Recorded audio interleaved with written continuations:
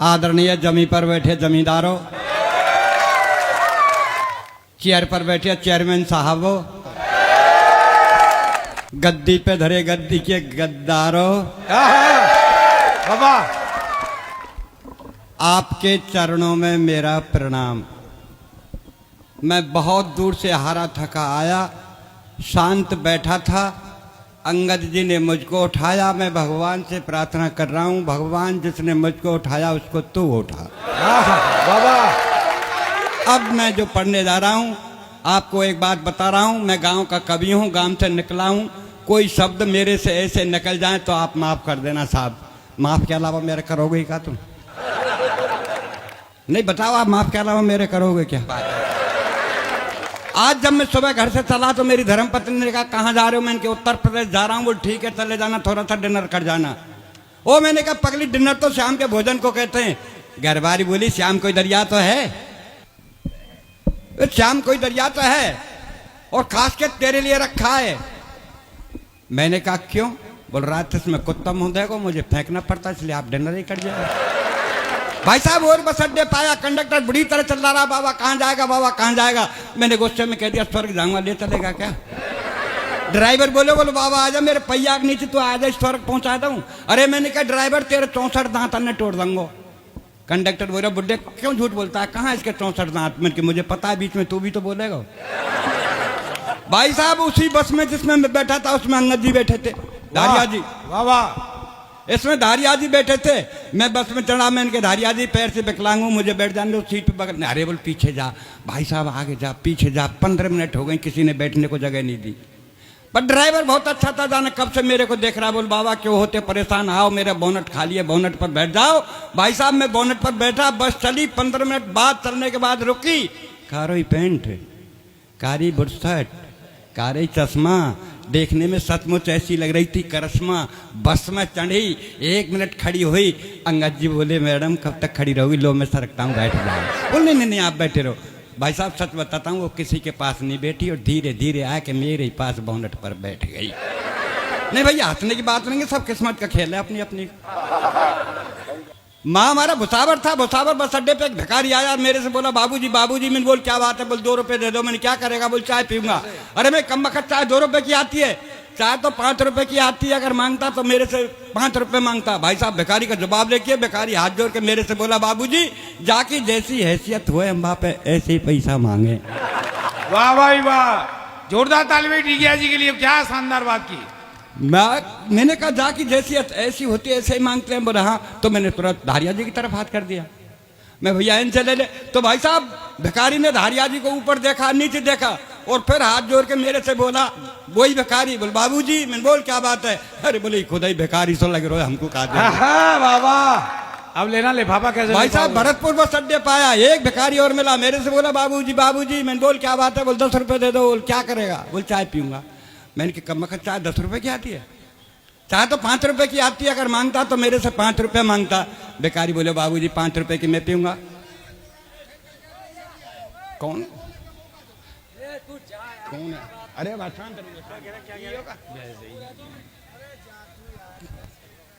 मैंने कहा भिखारी से, देखो जी ज्वार में घोड़ार गांव में मोड़ा एक हाथ मिलते ही रहते थे अपन को। भिखारी से कहा मैं कि भाई साहब चाय 10 रुपए की आती है, चाय तो 5 रुपए की आती है, अगर तुम्हें लेना तो मेरे से 5 रुपए ले। भाई साहब भिखारी का जवाब देखिए, भिखारी मेरे से बोला बाबूजी 5 रुपए की मैं पीऊंगा, 5 रुपए की मेरी प्रेम का तो पिएगी। अरे मैंने कहा तू भिखारी होकर के प्रेम का रखता है? बोले भाई के चक्कर में भिखारी बनी हो नहीं, मैं तेरी तरह पहले महलाल में ही रह रहा हूं। और भाई साहब जब मैं ठीक आपकी बस्ती में आया तो मुझे किसी ने नजर उठा करके नहीं देखा, वहां एक डॉक्टर साहब ने देखा। बोले भाई साहब कहाँ के हो? मैं राजस्थान का। कहाँ जा रहे हो? मैंने कब सम्मेलन। बोल कभी हो? मैं हाँ। बोले यार आप कहीं कभी हो, आप तो बीमार हैं। अरे मैं डॉक्टर साहब मैं बीमार नहीं हूँ। अरे बोल मैं डॉक्टर हूँ, मेरा विश्वास करा, आप में खून नहीं है, खून चेक करा ले। मैं डॉक्टर साहब जब खून नहीं है तो चेक क्या कराऊं? अरे बोलो अपना ब्लड प्रेशर चेक करा ले। अरे मैं डॉक्टर साहब जब ब्लड ही नहीं है तो प्रेशर कहाँ से होगा? और ब्लड प्रेशर के बारे में मैं खूब जानता हूँ। जब मैं हाई स्कूल में था मेरा ब्लड हाई था, इंटर किया तो मध्यम रह गया। और जा दिन से घर वाली आई डॉक्टर साहब आ दिन से लो ही लो चल रहा है। भाई साहब डॉक्टर साहब ने सरंज उठाई, मेरे लगाई, डॉक्टर साहब के पसीना। मैं कहा बात है डॉक्टर साहब? बोले खून नहीं मिला है, मैंने सरंज को तोड़ा। मैं डॉक्टर साहब आपके बजाय हिंदुस्तान के मच्छर अच्छे हैं, जहां मुझे काटते हैं वो तुरंत खून निकाल लेते हैं। भाई साहब माफ करना, मैं यहाँ के किसी डॉक्टर की रचना नहीं पढ़ रहा हूँ, मैं अपने राजस्थान के उस डॉक्टर की रचना पढ़ रहा हूँ कि मरीज का दाहिना पैर कटना था और डॉक्टर साहब ने बायां पैर काट दिया।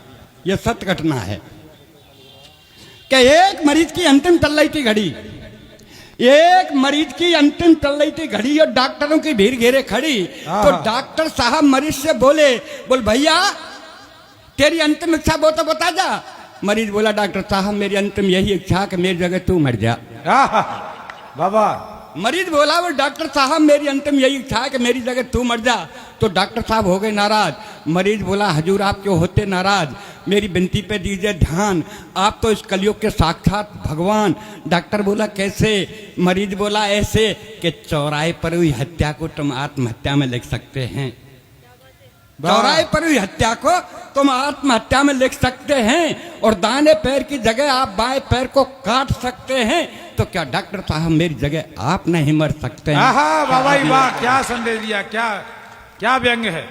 भाई साहब एक कब सम्मेलन सुन ले, मेरी धर्मपत्नी चली गई और सुन के मेरे से आई, बोले तेरी उम्र 60 साल की हो गई, तुम यह हाथ लिखना बंद कर दो। तो मैंने क्या लिखूं? बोल ओज। मैंने की बाबरी वही में बोझ ना है तो मैं ओज क्या लिखूंगा? बोल श्रृंगार लेके मैं भगवान ने रंग रूप पहना दिया तो मैं क्या लिखूंगा? तो बोल गीत लेके मैं कोई भी गीत वीत नहीं लिखूंगा।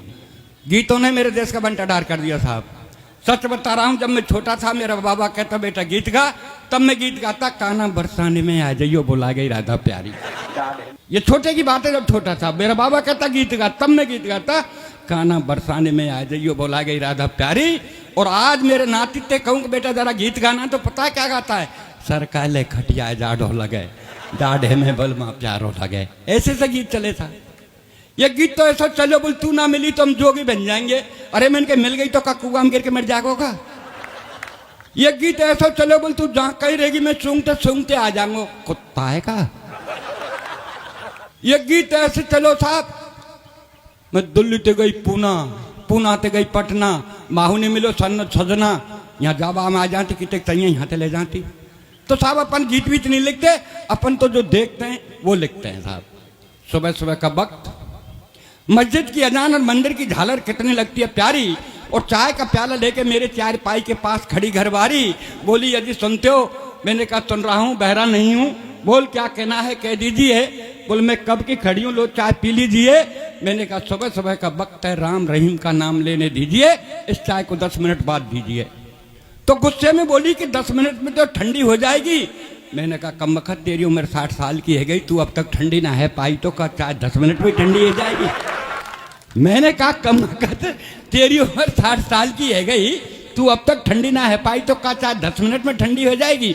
इतनी कहने पर गुस्से में तेज कमरे से बाहर आके बड़े जोर से रोने लगी, भगवान से प्रार्थना करने लगी। भगवान मेरी ये कर्जी है, आगे आपकी मर्जी है, मेरा एक थोड़ा सा काम कर दीजिए, इस संसार से मेरे पति बाबूलाल डीगिया को उठा लीजिए और मुझे विधवा बना दीजिए। वाह भैया वाह, मैं घरवाली विधवा है रही, आप ताली बजा रहे हो, मतलब आपको बड़ी खुशी है कि मर जाए काज कट जाए।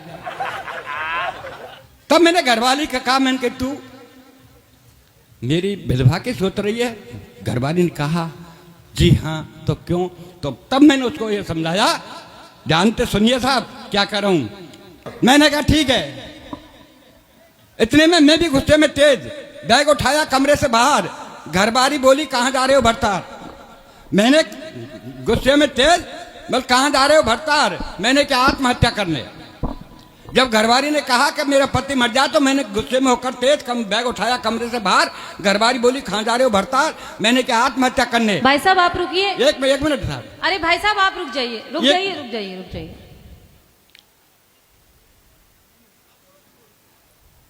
घरवाली ने कहा जब विधवा के, मैंने कहा तो हमें गुस्से में तेज बैग उठाया कमरे से बाहर। घरवाली बोली कहाँ जा रहे हो भरतार? मैंने कहा आत्महत्या करने। बोला आत्महत्या करनी है तो जल्दी कर लीजिए, ये भी आपके हित में होगा, और 4 दिन पीछे मरा तो तेरा दाह संस्कार नहीं होगा। मैं बोला कैसे? घरवाली बोली ऐसे कि मैं देख रही हूँ ये पर्यावरण का सीजन, और जब खाने पकाने को नहीं तो तुझे जलाने को कहाँ से लाऊंगी? ईंधन तुझे जलाने को कहाँ से? अच्छी लगी तो ताली ठोको, जाते आगे और बढ़ाऊं। अच्छी लगी मैंने कहा तू मेरे ईंधन की फिक्र मत कर, तेरा ध्यान किधर, मैं समझाता हूँ इधर। ठीक मेरे मरने के बाद शमशान घाट जाना और 5 हीटर रख के घर चली आना, बेटे को समझाना, बेटे जाना बटन दबाना, पापा को जला के घर चले आना। बोल ठीक है, तेरे मरने के बाद शमशान घाट जाऊंगी, 5 हीटर रख के चली आऊंगी, बेटे को समझाऊंगी, बेटा जाएगा बटन दबाएगा और तुझे जला के घर चला आएगा। पर तू जलने के बाद पता नहीं स्वर्ग या नरक जाएगा, पर इस महंगाई में जो 5-5 हीटरों का बिल आएगा उसे का तेरा बाप चुकाएगा, उसे का तेरा बाप चुकाएगा। और लीजिए साहब, शनिवार के दिन मेरी और धर्मपत्नी की मुठभेड़ हो गई साहब। शनिवार के रोज मेरी और धर्मपत्नी की मुठभेड़ हो गई, ज्यादा कहा तो रो गई। बोली ए पिया, जब से तेरे घर में पैर दिया तब से दुख पा रही हूं, अब तेरे नारों मैं के जा रही हूं। हम ठहरे सद्दाम हुसैन जो बात पर अड़ गए, और ज्यादा कहा तो सद्दाम की तरह हम भी समर्पित हो गए। मैंने कहा प्राणों के प्यारी तू मैं के मज्जा में मरूंगा, तेरी जितनी डिमांड पूरी करूंगा। बोल मेरी क्या डिमांड पूरी करेगा? हिंदुस्तान के लोग अपनी अपनी पत्नियों को हिंदुस्तान घुमाते हैं, आप हमें कहीं नहीं ले जाते, हमें तो किसी जंगल की सैर करा दे। मैंने कहा कल, घरबारी बोली कल नहीं आज और अब। हमने कहा चल साहब, जंगल के प्रथम कोने में धंसे, आगे चल चक्कर में फंसे। जंगल बड़ा सुहावना पर आज लग रहा डरावना, जिसमें कुछ मर गए और कुछ मर रहे, एक सज्जन सतकंडा पर टन रहे। मैंने दी भाई ठहरना भाई, आप ये क्या कर रहे हैं? बोल भाई साहब हम पढ़े लिखे बेकार, अपने घर से बेजार, अपने माँ बाप का बेचकर मकान और दुकान इस सतखंडे से कूद के मर रहे हैं। ये डिग्रीधारियों का हाल है साहब। बहुत खूब। जंगल के दूसरे कोने में चीख चिल्लाहट कोलाहल के बादल मंडरा रहे थे, और तीसरे कोने में चंद्रशेखर सरदार मौलाना भगत सिंह बीच में बैठा बापू रो रहा था। तीसरे कोने का तो हाल ही बेहाल था, एक तरफ को चंद्रशेखर मौलाना आजाद सरदार भगत सिंह बीच में बैठा बापू रो रहा था। तो घरवाली का स्वाभिमान जगा, बोले क्या हो रहा है बाबा? बोल बेटी कुछ नहीं, मेरे हिंदुस्तान में कुछ लोग धर्म निरपेक्षता में धब्बे लगा रहे हैं, उन धब्बों को आंसू से पूछ रहा है ये तेरा बाबा। तो देख या हाल और घरबारी बोली तत्काल, देख या हाल और घरबारी बोली तत्काल। बोल पिया अब मेरा व्याकुल है जिया, वापस घर को चलना। ओ मैंने कहा प्राणों के प्यारी अब तो एक ही बचा है कोना। जब हम जंगल के चौथे कोने में आए, डर के मारे याद करने लगे भगवान, साक्षात सामने से आ रहे हनुमान। मैंने कहा बाबा जय बजरंग बली। हनुमान बोले हिंदुस्तान के नेतान के आगे भैया मेरी कछु ही नहीं चली। ओ मैंने कहा बाबा जय बजरंग बली। हनुमान बोले हिंदुस्तान के नेतान के आगे मेरी कछु नहीं चली, मैं तो केवल अपना जीवन यापन कर रहा हूं, और देख मेरे उतन पे तार नहीं, एक लंगोटी में रह रहा हूं, एक लंगोटी में रह रहा हूं। मात्र अब आपको 2 मिनट की रचना सुनाऊंगा, भले आप बताओ ताली चाहे मत बजाओ, पर गौर से सुनना उसको साहब। स्वागत है। मेरा 6 वर्षीय बच्चा दौड़ता हुआ मेरे पास आया था।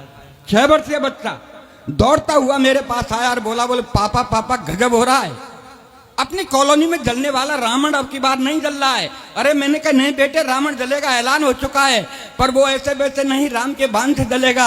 अरे बोले पापा सतमान, रामचंद्र जी खूब चला रहे हैं बाण, फिर भी नहीं जल रहे श्रीमान। तो बच्चे को लेकर साथ में रामलीला मैदान में आया और देखकर दृश्य में चकराया। राम चला रहे थे बाण, रावण के चेहरे पर मुस्कान, उनके मुख से एक ही आवाज, मैं नहीं जलूंगा आज। तब एक सज्जन भीड़ में से दहाड़ता हुआ रावण को पुकारता हुआ बोले, रावण तू नहीं जलेगा तो क्या तेरा बाप जलेगा? तेरे बदन में लगे पटाखों से हम लोगों को मजा आएगा।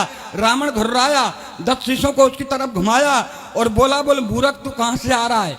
मुझे हर साल जलता देखता है, फिर भी तेरा पेट नहीं बढ़ता है, और अगर तुझे जलना ही देखना है तो कश्मीर चला जा, संबुचा संप्रदाय की आग में जल रहा है, जलना ही देखना चाहता है तो कश्मीर। वाह वाह वाह वाह वाह जी, ले गया जी, कमाल। तब सड्डियों का लेकर सहारा में ऊपर तक टंडा, धीरे से रावण के कान में कहा कि भैया रावण जल जाओ, ये जनता परेशान है, दिल मत दुखाओ। रावण बोला मुझे बेवकूफ मत बनाओ, आप अपने घर जाओ। मैं बोला क्यों?